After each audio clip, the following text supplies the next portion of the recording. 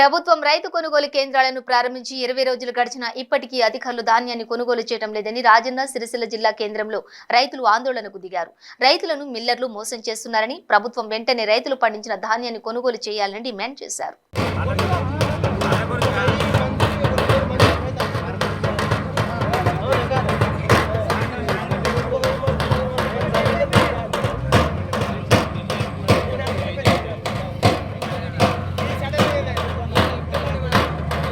జై జవాన్ జై కిసాన్. వడ్ల కొనుగోలు కేంద్రాలు 15 రోజులు అవుతుంది.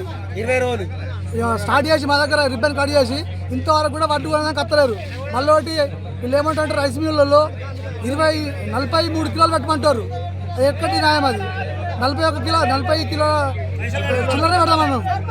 43, 42 కావాలంటున్నారు. రైతులను ఆగం చేస్తారు, వట్టిగా ఇట్లాంటి పని చేస్తారు, మోసాలు చేస్తారు. ఇంతవరకు కూడా ఇప్పుడు 15 రోజులు అవుతుంది మా దగ్గర వడ్లు వచ్చి.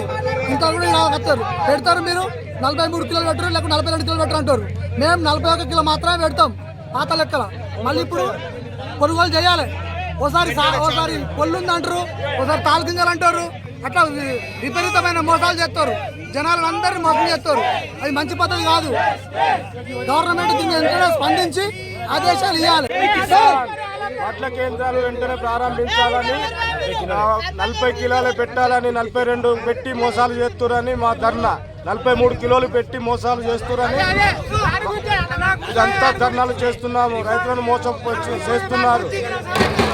వెంటనే 20 రోజులు 25 రోజులు అయినా కానీ వడ్లు కేంద్రాలకు వచ్చి ఇప్పటికీ ప్రారంభించలేదు. వెంటనే ప్రారంభించాలని కోరుతున్నాము.